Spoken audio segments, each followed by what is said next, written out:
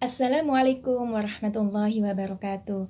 Perkenalkan, nama saya Pramesti Ayu Salamiding Diah, NIM E 2019-1174. Di sini saya akan mempresentasikan hasil makalah Ekonomi Makro Islam tentang uang dan fungsi makroekonomi. Untuk memenuhi kebutuhan hidupnya, masyarakat tidak dapat melakukan semuanya sendirian. Ada kebutuhan yang dihasilkan oleh pihak lain. Dan untuk mendapatkannya, seorang individu harus menukarnya dengan barang atau jasa. Nah, sebelum manusia menemukan uang sebagai alat tukar, ekonomi dilakukan dengan menggunakan sistem barter, yaitu barang yang ditukar dengan barang ataupun barang yang ditukar dengan jasa. Pengertian dari uang. Uang dalam ekonomi Islam secara etimologi berasal dari kata an-naqdu dan jamaknya adalah an-nuqud. Pengertian dari an-naqdu yaitu baik dari dirham ataupun menggenggam dirham. Dan arti dari nuqud adalah tunai. Kata nuqud memang tidak ada dalam Al-Quran dan hadis. Mengapa? Karena bangsa Arab pada umumnya tidak menggunakan kata nuqud untuk menunjukkan harga. Mereka menggunakan kata dinar untuk menunjukkan mata uang yang terbuat dari emas. Dan mereka juga menggunakan kata dirham untuk menunjukkan alat tukar yang terbuat dari perak. Selain itu juga, mereka menggunakan kata warid untuk menunjukkan dirham perak. Nah, istilah penyebutan uang dari beberapa tokoh ekonomi Islam tersebut mempunyai titik temu, bahwasanya uang merupakan benda-benda yang disetujui oleh masyarakat umum sebagai alat perantara untuk mengadakan tukar-menukar, dan juga uang sebagai standar nilai barang maupun jasa, baik itu berupa emas, perak, maupun kertas. Nah, selanjutnya yang kita bahas adalah sumber hukum uang. Dinar merupakan mata uang emas yang diambil dari Romawi, dan dirham adalah mata uang perak warisan peradaban Persia. Dalam Al-Quran dan hadis, kedua logam mulia ini, emas dan perak, telah disebutkan baik dalam fungsinya sebagai mata uang. Misalnya, dalam surat At-Taubah ayat 34, Ya ayyuhalladzina amanu inna katsiran minal ahbari warruhban liyakuluna amwalin nasi bil batili wa yasudduna an sabilillah walladzina yaknizuna adh-dhahaba wal fiddati wa la yunfiqunaha fi sabilillah fabashshirhum bi'adzabin alim. Yang artinya, hai orang-orang yang beriman, sesungguhnya sebagian besar dari orang-orang alim Yahudi dan rohib-rohib Nasrani benar-benar memakan harta orang dengan jalan yang batil. Mereka juga menghalang-halangi manusia dari jalan Allah.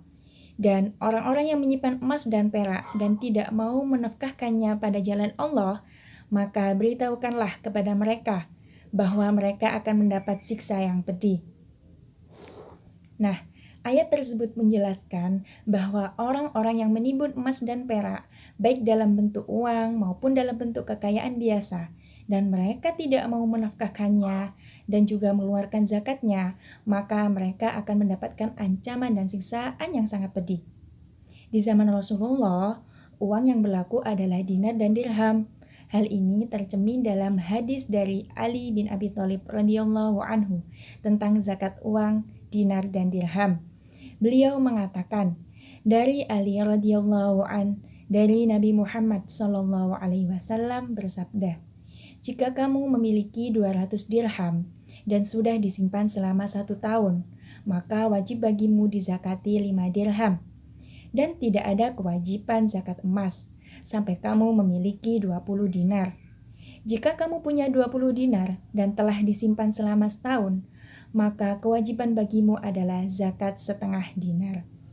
Nah, selanjutnya yang kita bahas adalah sejarah perkembangan uang. Masyarakat Mekah pada masa jahiliyah telah melakukan perdagangan dengan mempergunakan uang dari Roma dan Persia. Uang yang dipergunakan ketika itu adalah dinar Hercules, Bizantium, dan dirham dinasti Sasanid Irak, dan sebagian mata uang bangsa Himyar dan Yaman.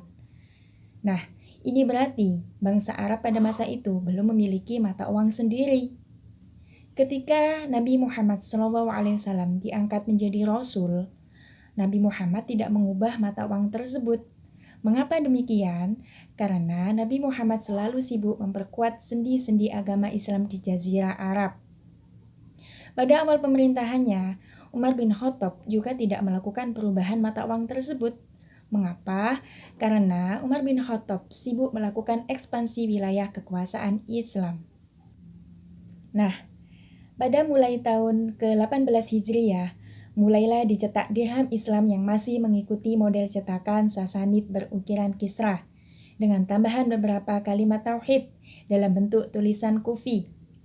Kalimat tauhid dalam bentuk tulisan kufi seperti kalimat Alhamdulillah pada sebagian dirham, dan kalimat Muhammad Rasulullah pada dirham yang lain, dan juga kalimat Umar, kalimat Bismillah, Bismillahirrabbi, La ilaha illallah yang bergambarkan gambar Kisra. Malah, pada masa ini juga sempat terfikir oleh Umar untuk mencetak uang dari kulit unta. Namun, menurut Umar, niat tersebut akan dibatalkan karena Umar sendiri takut akan terjadi kelangkaan pada unta. Percetakan uang dirham ala Umar ini dilanjutkan oleh Khalifah Utsman dengan mencetak dirham yang bertuliskan kalimat Allahu Akbar, Bismillah, Barokah, Bismillahirrabbi, Allah, Muhammad, dan dalam bentuk tulisan Al-Bahlawiyah. Nah, di masa Daulat Utsmaniyah pada tahun 1534, mata uang resmi yang berlaku adalah emas dan perak dengan perbandingan kurs 1:15. Kemudian, pada tahun 1839, pemerintah Utsmaniyah menerbitkan mata uang yang berbentuk kertas atau banknot dengan nama-nama gaimah. Namun, nilainya terus merosot sehingga rakyat tidak mempercayainya. Pada Perang Dunia ke-1, tahun 1914, Turki dan negara-negara yang lainnya akan memberlakukan uang kertas sebagai uang yang sah dan membatalkan berlakunya emas dan perak sebagai mata uang. Sejak inilah diberlakukan uang kertas sebagai satu-satunya mata uang di seluruh dunia. Nah, selanjutnya yang kita bahas adalah pengertian ekonomi makro. Ekonomi makro adalah studi mengenai perekonomian secara menyeluruh yang meliputi perilaku perekonomian secara agregat, seperti perubahan pendapatan, perubahan harga secara umum, dan tingkat pengangguran.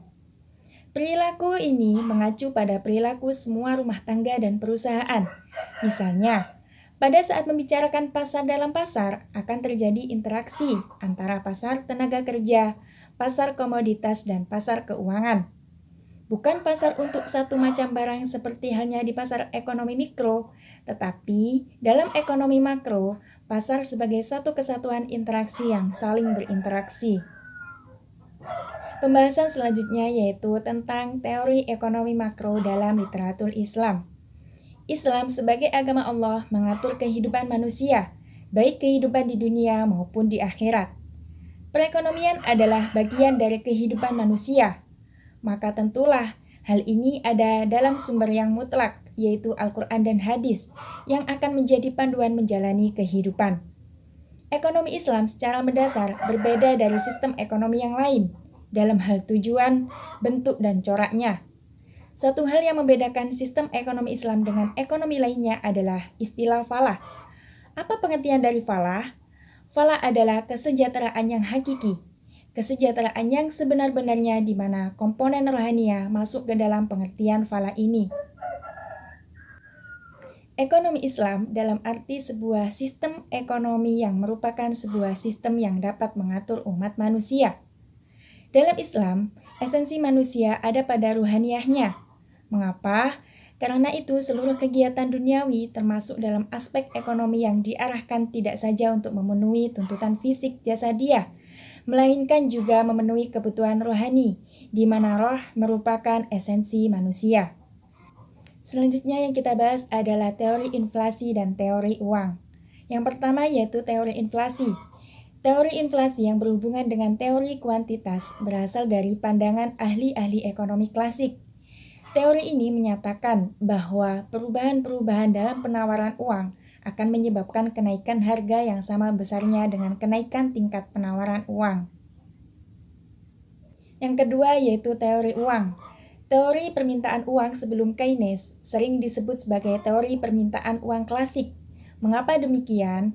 Karena teori ini berdasarkan asumsi klasik, yaitu perekonomian selalu dalam keadaan seimbang. Sedangkan permintaan uang setelah Keynes yaitu teori permintaan uang untuk tujuan transaksi. Dalam Islam, ada 4 tolak ukur dengan menggunakan pendekatan pendapatan nasional. Berdasarkan ekonomi Islam yaitu yang pertama, pendapatan nasional harus dapat mengukur penyebaran pendapatan individu rumah tangga. Yang kedua, pendapatan nasional harus dapat mengukur produksi. Yang ketiga, pendapatan nasional harus dapat mengukur kesejahteraan ekonomi Islam. Dan yang keempat yaitu perhitungan pendapatan nasional sebagai ukuran dari kesejahteraan sosial Islami melalui pendugaan nilai santunan antar saudara dan sedekah.